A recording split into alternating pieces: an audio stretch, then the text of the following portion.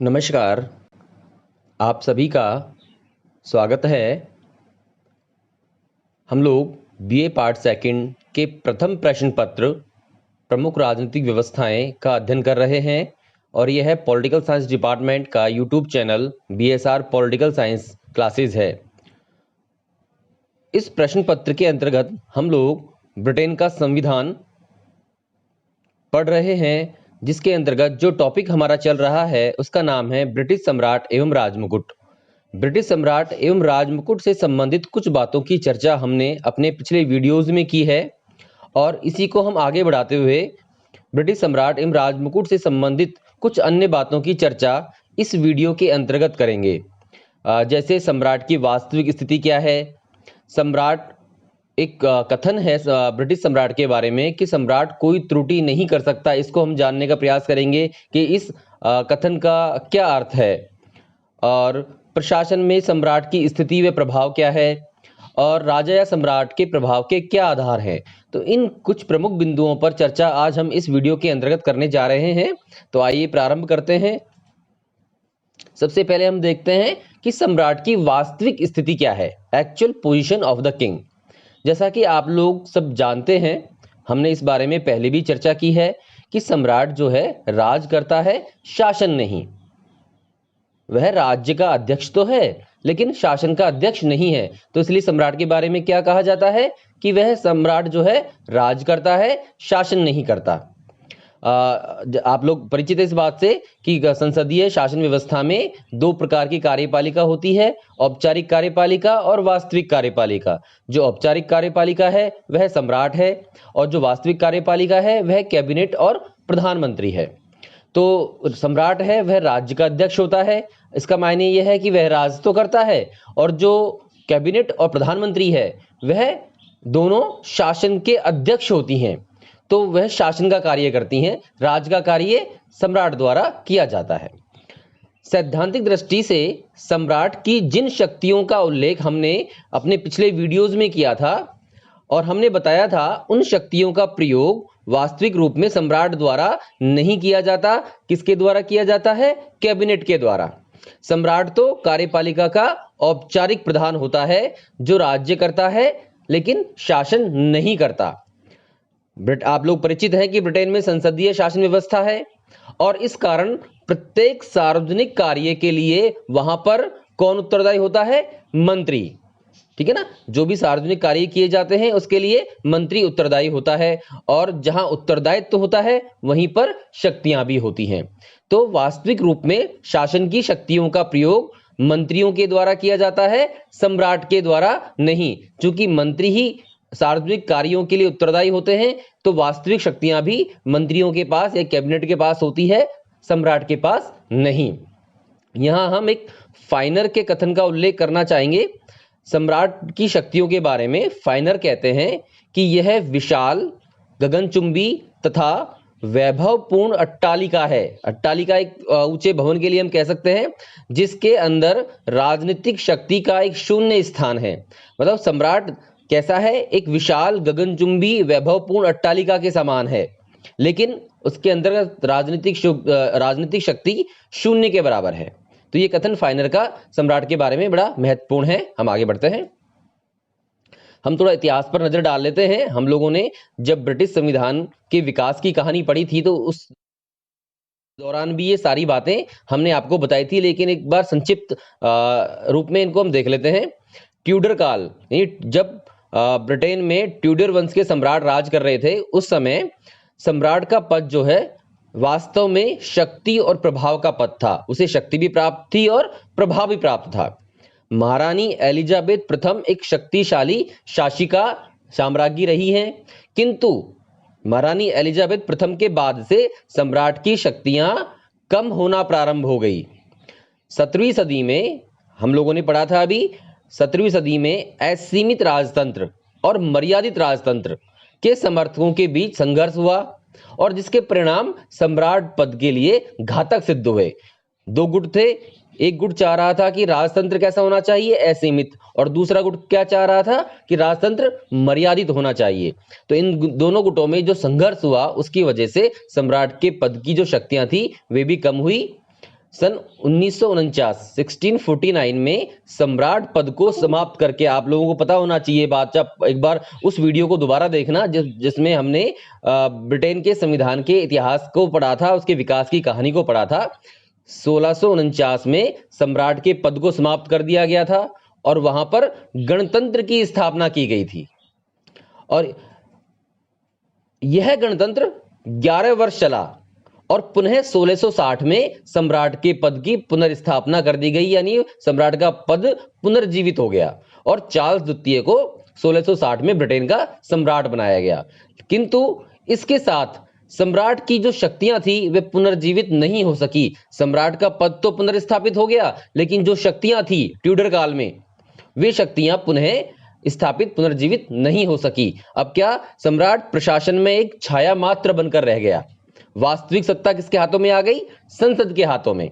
और 1688 की जो गौरवपूर्ण क्रांति थी, उन्हें सम्राट पद की शक्तियां हमेशा के लिए कम कर दी और सम्राट पर किसकी सर्वोच्चता स्थापित हो गई? संसद की। सम्राट के स्थान पर संसद सर्वोच्च हो गई। और जैसे जैसे कहानी आगे बढ़ती है, कैबिनेट का विकास होता है, सम्राट की शक्तियां धीरे धीरे कम होती चली गई। और जब हैनोवर वंश का समय आया, यानी हैनोवर वंश के जो सम्राट थे जॉर्ज प्रथम और जॉर्ज द्वितीय, ये कहानी आपको पता है, ये दोनों अंग्रेजी भाषा से परिचित नहीं थे और उनकी ब्रिटिश राजनीति में कोई रुचि भी नहीं थी। तो इन लोगों ने क्या किया? मंत्रिमंडल की बैठकों की अध्यक्षता करना बंद कर दिया, जिसके परिणाम स्वरूप वहां पर प्रधानमंत्री पद का विकास हुआ। आप लोगों को पता होना चाहिए, इस प्रकार जो प्रधानमंत्री प्रथम बार बने थे उनका नाम था रॉबर्ट वॉलपोल। उन्हें ब्रिटेन का प्रथम प्रधानमंत्री भी कहा जाता है। अब जॉर्ज तृतीय जब सम्राट बनते हैं, उन्होंने प्रयास किया कि राजपद की शक्तियों को पुनर्जीवित किया जाए, किंतु वे इस कार्य में सफल नहीं हो सके।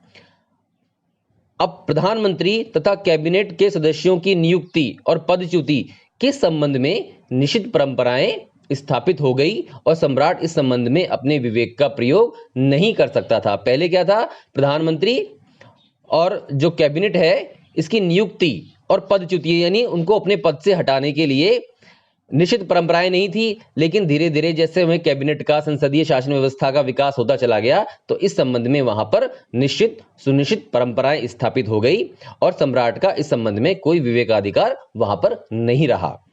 1834 में क्या हुआ कि विलियम चतुर्थ जो सम्राट थे, इन्होंने मेलबोर्न मंत्रिमंडल जो बहुमत में था उसको पद से पदच्युत करने का प्रयत्न किया।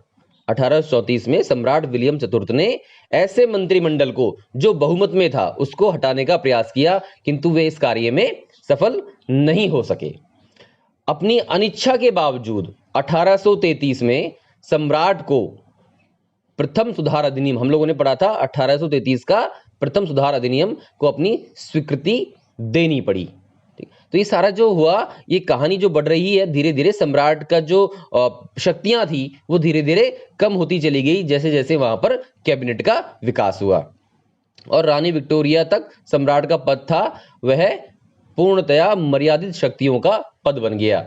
जब रानी विक्टोरिया ब्रिटेन की साम्राज्ञी बनी, रानी बनी, तब तक सम्राट का पद जो था पूर्णतया उसकी शक्तियां मर्यादित हो गई। आपको समझ में आई होगी बात। हम आगे बढ़ते हैं। अब देखते हैं कि ब्रिटेन में सम्राट की इस समय वास्तविक स्थिति क्या है। जिन शक्तियों की चर्चा हमने पिछले वीडियो में की थी, आप देखिएगा उसको, उसमें जो शक्तियां बताई थी उनकी वास्तविक स्थिति को हम देख लेते हैं। वर्तमान समय में सम्राट शासन का औपचारिक प्रधान है, आप लोग जानते हैं इस बात को, और उसके अधिकार केवल नाम मात्र के हैं। औपचारिक प्रधान है कार्यपालिका का, तो उसके अधिकार क्या है? नाम मात्र के अधिकार है, उसे वास्तविक अधिकार नहीं है। प्रधानमंत्री की नियुक्ति की अगर बात की जाए तो इसके संबंध में अभी हमने देखा था निश्चित परंपराएं हैं और सम्राट को उसी व्यक्ति को प्रधानमंत्री बनाना पड़ता है उस व्यक्ति को जिसके दल को लोक सदन में बहुमत प्राप्त है। अर्थात जो बहुमत दल का नेता है, लोक सदन में जो बहुमत दल का नेता है उसको ही प्रधानमंत्री बनाना होता है। इस संबंध में सम्राट अपने विवेक का प्रयोग नहीं कर सकता अगर ऐसी स्थिति है कि वहां स्पष्ट रूप से लोक सदन के अंतर्गत बहुमत दल का नेता मौजूद है। फिर बात करते हैं कैबिनेट के सदस्यों की नियुक्ति की, अर्थात मंत्रियों की नियुक्ति की। तो ये प्रधानमंत्री द्वारा की जाती हैं। जो कैबिनेट के सदस्य होते हैं, मंत्री होते हैं, उनकी नियुक्ति प्रधानमंत्री द्वारा की जाती है। इसमें सम्राट की इच्छा का कोई महत्व नहीं होता। संसद के जो अधिवेशन होते हैं उन्हें सम्राट द्वारा बुलाना और स्थगित करने का जो कार्य है वह भी निश्चित परंपराओं और प्रधानमंत्री की मंत्रणा के आधार पर किया जाता है। सम्राट जो है लोक सदन को विघटित कर सकता है, लेकिन यह कार्य भी वह प्रधानमंत्री की सलाह या मंत्रणा के आधार पर करता है। और सम्राट के द्वारा जो संसद में भाषण पढ़ा जाता है वह भी मंत्रिमंडल के द्वारा तैयार किया जाता है और सम्राट इसमें किसी भी प्रकार का परिवर्तन नहीं कर सकता। ठीक है, अब बात करते हैं जो विधेयक संसद द्वारा पारित किए जाते हैं उन पर सम्राट के हस्ताक्षर होने की। तो अब परंपरा यह हो गई है कि सम्राट उन विधेयकों को जो संसद द्वारा पारित होकर उसके पास हस्ताक्षर होने के लिए आते हैं तो उन विधेयकों को वह अस्वीकृत नहीं कर सकता, अर्थात उन्हें वीटो नहीं कर सकता। इसे बोलते हैं निषेधाधिकार या वीटो। अब ये जो वीटो की शक्ति थी सम्राट की एक लगभग खत्म सी हो गई है और पिछले 300 वर्षों में इसका प्रयोग नहीं किया गया। लास्ट टाइम इसका जो प्रयोग किया गया था वह साम्राज्ञी महारानी एन ने किया था 1707 में स्कॉच मिलिशिया विधेयक पर। इसका अंतिम बार प्रयोग किया गया था, उसके बाद सम्राट के द्वारा इसका कभी प्रयोग नहीं किया गया। तो यह विधेयकों पर स्वीकृति के संबंध में सम्राट की वास्तविक स्थिति है। हम आगे बढ़ते हैं। उसकी न्यायिक शक्तियों के बारे में हम लोगों ने पढ़ा था कि सम्राट क्या है, न्याय का स्रोत है, लेकिन न्याय का स्रोत होने के बावजूद वह देश की न्यायिक कार्यवाही में हस्तक्षेप नहीं कर सकता। ठीक है, 1701 के जो उत्तराधिकार अधिनियम पारित किया गया था उसके अनुसार न्यायाधीश सदाचार पर्यंत, यानी जब तक वह अच्छा आचरण कर रहा है अपने पद पर बने रहते हैं, कार्य करते रहते हैं, सम्राट उन्हें पदच्युत नहीं कर सकता। और जो सम्राट की शक्ति है कि वह अपराधियों को क्षमा प्रदान करता है, तो इस शक्ति का प्रयोग भी वह गृह मंत्री के परामर्श के आधार पर ही करता है। इसी प्रकार उसे सम्मान का स्रोत कहा जाता है, किंतु जो सम्मान और उपाधियां वितरित की जाती हैं वह भी अपने विवेक के आधार पर नहीं कर सकता।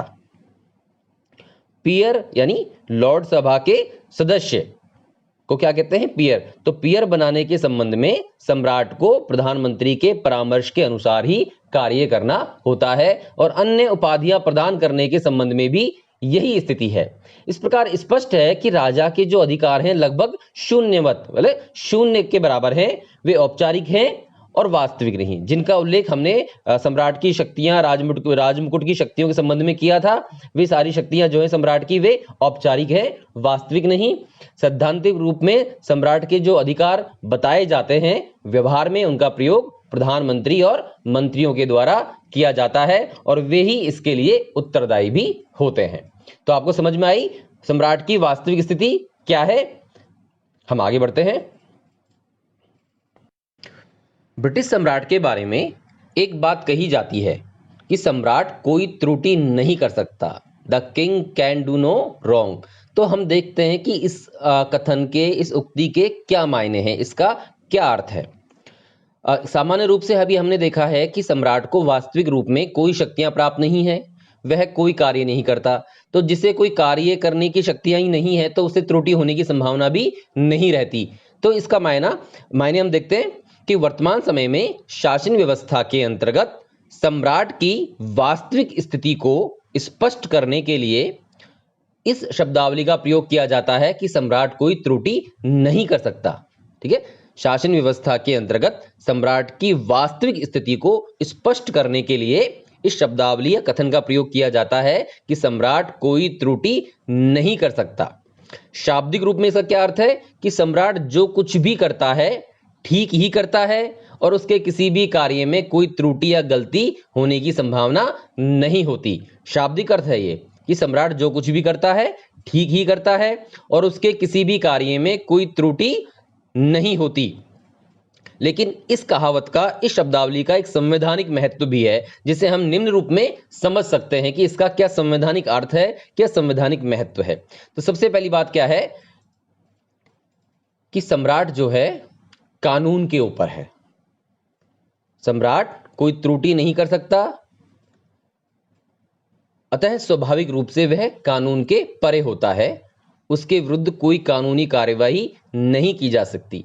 सम्राट का जो पद है वह कानून के परे है और अब जो कुछ भी करता है वह कानून के दायरे में नहीं आता और अपने किए हुए किसी भी कार्य के लिए उसके ऊपर कोई भी कानूनी कार्यवाही नहीं की जा सकती। वह ब्रिटेन के न्यायालयों के जो क्षेत्राधिकार है उससे परे है, उससे मुक्त है। किसी भी न्यायालय में उसके विरुद्ध दीवानी या फौजदारी अभियोग नहीं चलाया जा सकता। इसका मतलब क्या हुआ कि कानून की दृष्टि में राजा कभी अपराधी नहीं हो सकता, सम्राट कोई त्रुटि नहीं कर सकता। इसके जो संवैधानिक महत्व है, संवैधानिक अर्थ है, उसमें पहली बात क्या है कि सम्राट जो है कानून के ऊपर है, वह उसके विरुद्ध किसी भी न्यायालय में किसी भी प्रकार की दीवानी या फौजदारी कानूनी कार्यवाही नहीं की जा सकती। डायसी कहते हैं, कथन इंपॉर्टेंट देखिए, डायसी क्या कहते हैं, सम्राट अगर प्रधानमंत्री को गोली मार दे तो भी इंग्लैंड में ऐसी कोई व्यवस्था नहीं है जिसके आधार पर उसके विरुद्ध कानूनी कार्यवाही की जा सके। तो सम्राट जो कानून के ऊपर है, इसके संबंध में डायसी का यह कथन बहुत महत्वपूर्ण है, जो कहता है कि सम्राट यदि प्रधानमंत्री को गोली भी मार दे तो भी इंग्लैंड में ऐसी कोई व्यवस्था नहीं है जिसके आधार पर उसके विरुद्ध कानूनी कार्यवाही की जा सके। अब इसका दूसरा अर्थ क्या है, दूसरी बात क्या निहित है इसके अंतर्गत, इस शब्दावली के अंतर्गत, कि सम्राट स्व विवेक से नहीं अपितु या वरन कैबिनेट के परामर्श से कार्य करता है और उसके कार्यों के लिए कैबिनेट ही उत्तरदायी होती है। भाई सम्राट को अपने विवेक से कार्य करने की शक्ति नहीं है और जो भी वह कार्य करता है वह कैबिनेट मंत्रिमंडल के परामर्श से करता है। तो स्वाभाविक सी बात है कि सम्राट द्वारा जो भी कार्य किए जाते हैं वे उसके लिए सामूहिक रूप से कैबिनेट और व्यक्तिगत रूप से मंत्री उत्तरदायी होता है, क्योंकि सारे कार्य कैबिनेट के परामर्श से किए जाते हैं। तो सम्राट द्वारा किए गए कार्यों के लिए अगर हम सामूहिक रूप से बात करें तो कैबिनेट यानी मंत्रिमंडल, और व्यक्तिगत रूप से बात करें तो संबंधित मंत्री ही उत्तरदायी होता है, स्वयं सम्राट नहीं। इस प्रकार राजा कोई भी कार्य स्व विवेक के आधार पर, अपने विवेक के आधार पर नहीं करता और इस कारण उसके द्वारा किसी प्रकार की गलती या त्रुटि होने की आशंका, संभावना भी नहीं होती। तो दूसरी बात, सम्राट कोई त्रुटि नहीं करता, उसके अंतर्गत यह बात आती है कि वह स्व विवेक से नहीं कैबिनेट के परामर्श से कार्य करता है। अब देखते हैं तीसरी बात क्या है इसमें, कि अवैधानिक कार्य के लिए यानी कानून के विरुद्ध कार्य के लिए किसी को सम्राट के नाम पर उन्मुक्ति यानी छूट नहीं मिल सकती। ठीक है, इसका मतलब क्या हम देखते हैं कि सम्राट कोई त्रुटि नहीं कर सकता। यह कथन इस सिद्धांत का प्रतिपादन करता है कि कोई भी व्यक्ति अपने असंवैधानिक यानी संविधान विरुद्ध या कानून विरुद्ध कार्य के लिए सम्राट के नाम पर मुक्ति या छूट प्राप्त नहीं कर सकता। इसका क्या मतलब देखते हैं हम, कि जब सम्राट स्वयं कोई त्रुटि नहीं करता तो उसके द्वारा किसी को गलती करने के लिए, असंवैधानिक कार्य करने के लिए अधिकृत भी नहीं किया जा सकता। सम्राट कोई त्रुटि नहीं करता तो इसका मतलब यह नहीं है कि वह किसी को अपनी ओर से कोई गलत या अवैधानिक कार्य करने के लिए अधिकृत कर दे। कोई भी मंत्री अपने द्वारा किए गए अवैध कार्यों के लिए, अगर मंत्री ने कोई अवैध कार्य किया है तो वह सम्राट के आदेशों की शरण नहीं ले सकता, कि वह ऐसा नहीं कह सकता कि मैंने यह कार्य सम्राट के आदेशों की अनुपालना में किया है या सम्राट के कहने पर किया है, और सम्राट की वैध उन्मुक्तियों के नाम पर अपनी रक्षा नहीं कर सकता, कि सम्राट को जिन कार्यों के लिए उन्मुक्तियां छूट मिली हुई हैं उनको वह अपने लिए इस्तेमाल नहीं कर सकता, उनके आधार पर वह अपनी रक्षा नहीं कर सकता। जो यह सिद्धांत है कि सम्राट जो है संवैधानिक कार्य के लिए किसी को अधिकृत नहीं कर सकता, यह 1670 के Thomas Osborne earl of Danby का एक अभियोग था, एक कानूनी मामला था, उसमें प्रतिपादित किया गया था। ठीक है ना, तो ये अब देखिएगा कि ध्यान रखो आप कि जो अवैधानिक कार्य के लिए सम्राट के नाम पर कोई उन्मुक्ति प्राप्त नहीं कर सकता, यह सिद्धांत 1670 के Thomas Osborne earl of Danby के अभियोग में प्रतिपादित किया गया था।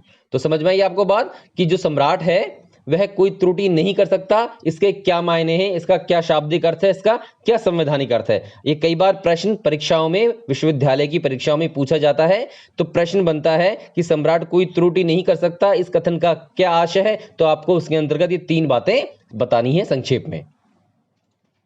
अब बात करते हैं प्रशासन में सम्राट की स्थिति क्या है। जब सम्राट को कोई शक्तियां ही प्राप्त नहीं हैं, सारे कार्य कैबिनेट और प्रधानमंत्री के द्वारा किए जाते हैं, तो प्रशासन में सम्राट की स्थिति है क्या?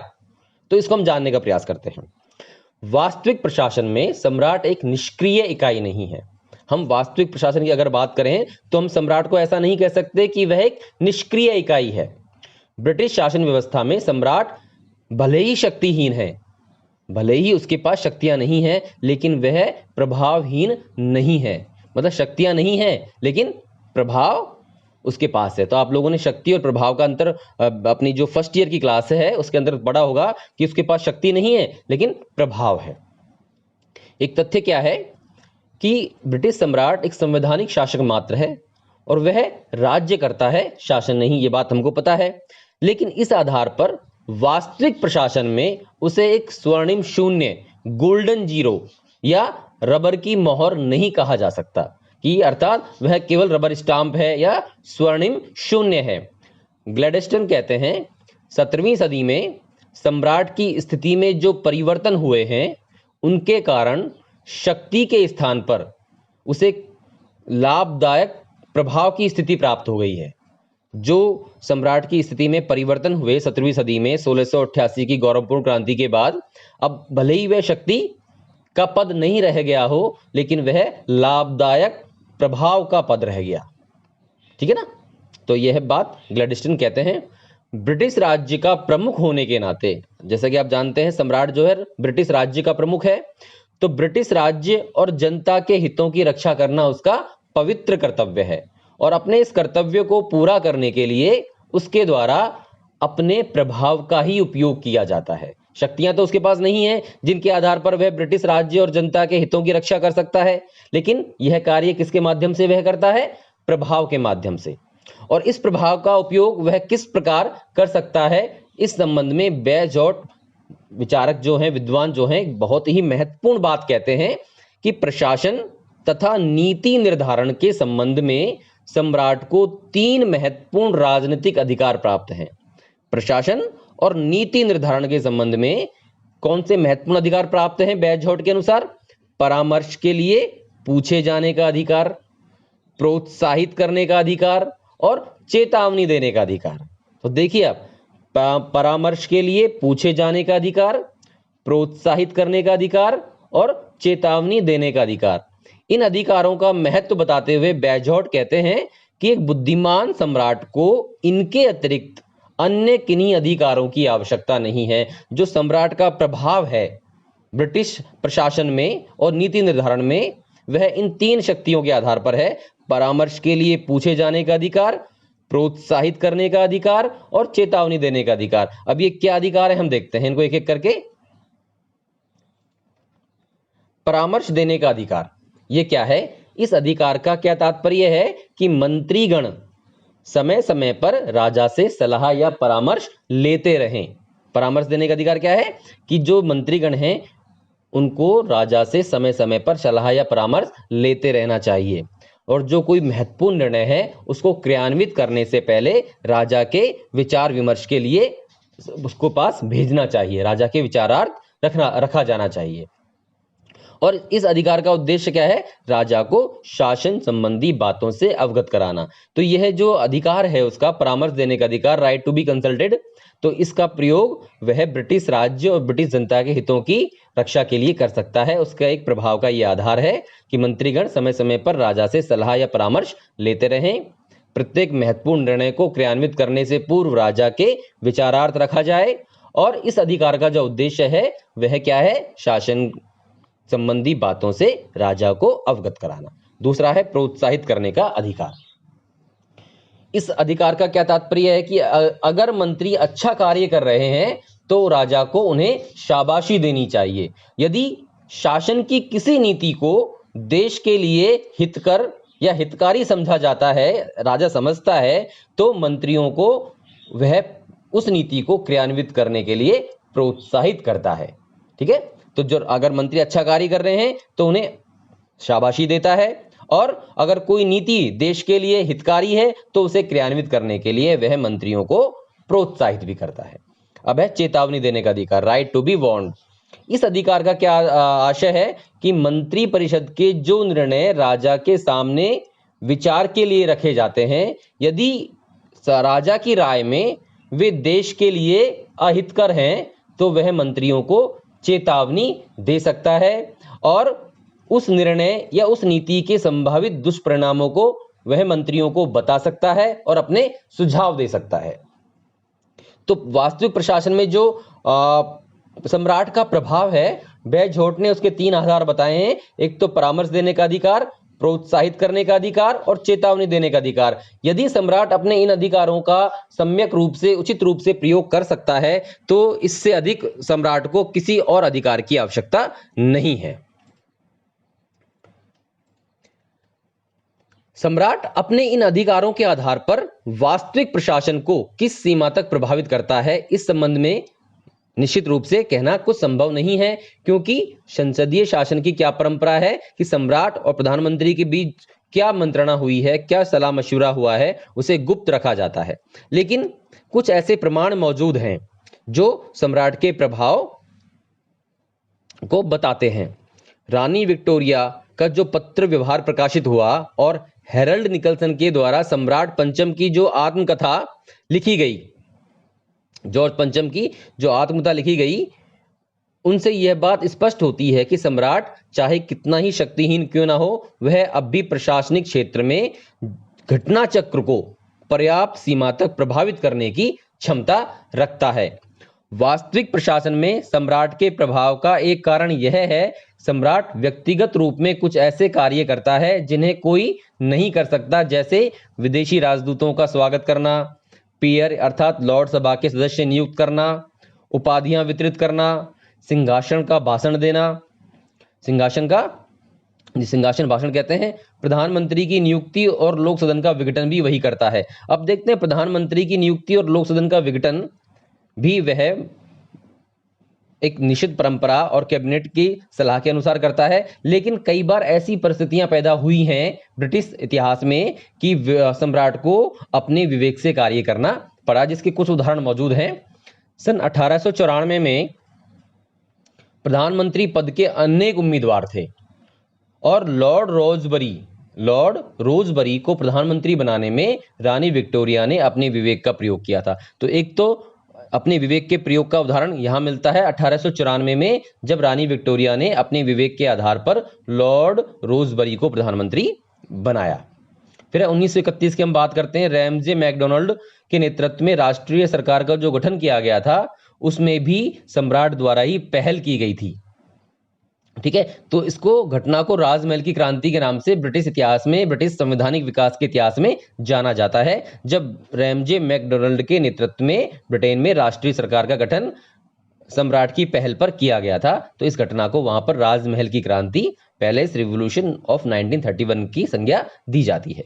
इसी प्रकार 1945 में मजदूर दल की सरकार के अंतर्गत अर्नेस्ट बेविन को विदेश सचिव बनाने में भी सम्राट जॉर्ज सस्टम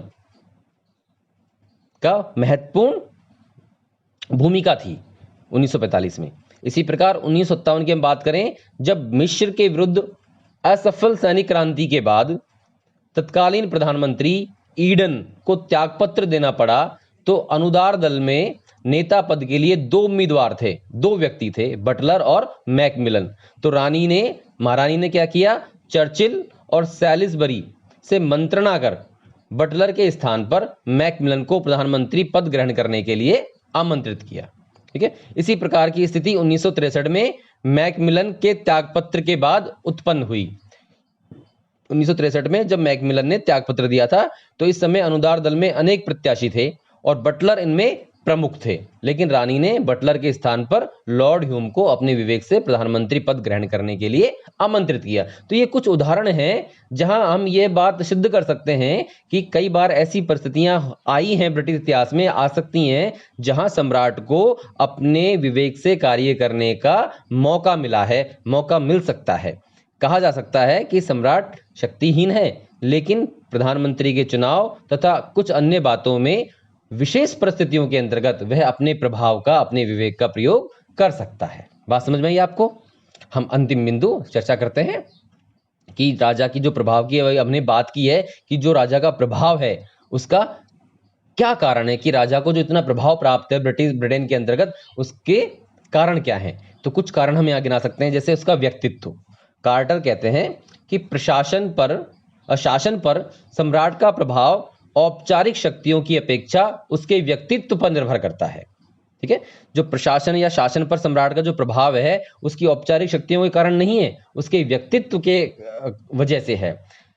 राजा का व्यक्तित्व प्रभावशाली है। यदि राजा का व्यक्तित्व प्रभावशाली है तो जो कैबिनेट है या मंत्रीगण है स्वतः ही उसके व्यक्तित्व के सम्मुख नतमस्तक हो जाते हैं। प्रशासन पर रानी विक्टोरिया के प्रभाव का एक जो प्रमुख कारण क्या था, उनका भव्य व्यक्तित्व था। तो जो ब्रिटेन का जो सम्राट है उसका व्यक्तित्व है वो उसके प्रभाव का एक महत्वपूर्ण कारण है। दूसरा है अनुभव। राजा के प्रभाव का दूसरा कारण क्या है, उसका जो दीर्घ अनुभव है, जो उसको एक्सपीरियंस है, लंबा जो एक्सपीरियंस है, वह जीवन भर राज्य का अध्यक्ष, जब तक उसकी मृत्यु नहीं होती वह राज्य का अध्यक्ष बना रहता है। और इस लंबे काल में वह आंतरिक राजनीति के अंतर्गत अनेक मंत्रिमंडल का उत्थान पतन, अंतर्राष्ट्रीय राजनीति में अनेक उतार चढ़ाव देख लेता है, और इनकी वजह से जो उसको अनुभव प्राप्त होता है उस अनुभव के आधार पर वह मंत्रिमंडल को प्रभावित कर सकता है। जो इसका लंबा दीर्घ काल जो रहता है राज्य करने का, उसके द्वारा जो ब्रिटेन की आंतरिक राजनीति में, अंतर्राष्ट्रीय राजनीति में जो घटनाक्रम वह देखता है, उसे जो अनुभव प्राप्त होता है, उसकी वजह से वह अपने प्रभाव में वृद्धि करता है और मंत्रिमंडल को वह प्रभावित करता है। तीसरा है राजनीतिक निष्पक्षता। वह राजनीतिक दृष्टि से कैसा होता है, निष्पक्ष होता है। वह किसी दल का नेता नहीं होता, वह संपूर्ण ब्रिटिश जनता और ब्रिटिश राष्ट्र का प्रधान होता है, और उसके द्वारा इसी दृष्टिकोण से कार्य किया जाता है। राजनीतिक निष्पक्षता की दृष्टि से कार्य किया जाता है। प्रधानमंत्री और मंत्रीगण सम्राट की राजनीतिक निष्पक्षता के कारण सम्राट के परामर्श को उचित महत्व देते हैं। प्रधानमंत्री और मंत्रीगण सम्राट की राजनीतिक निष्पक्षता जो है, इसी वजह से उसके द्वारा जो परामर्श दिया जाता है उसको उचित महत्व प्रधानमंत्री और कैबिनेट द्वारा दिया जाता है, और यह बात उसके प्रभाव में वृद्धि करती है, उसके प्रभाव को बनाए रखती है। अंतिम है संसदीय शासन की कार्य पद्धति। राजा का जो प्रभाव है उसकी एक वजह क्या है, संसदीय शासन की कार्य पद्धति। शासन का अध्यक्ष होने के नाते मंत्रिमंडल की समस्त कार्यवाही और परराष्ट्र विभाग का यानी विदेश विभाग का समस्त पत्र व्यवहार उसके पास पहुंचता है। ठीक है, क्योंकि वह शासन का अध्यक्ष है तो सारी तो मंत्रिमंडल की कार्यवाही और विदेश विभाग या परराष्ट्र विभाग का समस्त जो पत्र व्यवहार होता है वह उसके पास पहुंचता है। राजा का एक अपना कर्मचारी मंडल भी होता है, उसका एक मंत्री भी होता है जिसे राजा का आत्मसाधक कहा जाता है। इस मंत्री का कर्तव्य राजा को समस्त राजनीतिक घटनाओं की सूचना देना होता है। इन सब के अतिरिक्त प्रधानमंत्री का भी यह कर्तव्य है कि वह सम्राट को मंत्रिमंडल के निश्चयों निर्णयों से अवगत कराए। तो ये सारी बातें जो हैं सम्राट को ऐसी स्थिति प्रदान कर देती हैं कि यदि उसमें क्षमता है, अगर वो क्षमतावान है, तो वह इन शक्तियों के आधार पर, इन बातों के आधार पर शासन को बहुत अधिक सीमा तक प्रभावित कर सकता है। तो बच्चों आज का यह टॉपिक हमारा। एक बात और है, पद की महत्ता। पद की महत्ता, इन सब के अतिरिक्त सम्राट के प्रभाव का अंतिम कारण सम्राट के पद की महत्ता है। सम्राट का पद ऐतिहासिक महत्व रखता है और वर्तमान समय में ब्रिटिश राज्य में इसको सर्वोच्च महत्व प्राप्त है।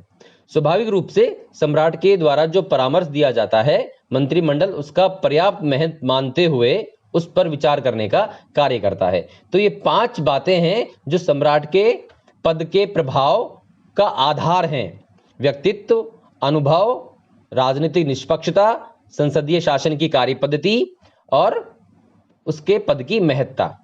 तो बच्चों आज का ये हमारा टॉपिक व्याख्यान पूरा होता है।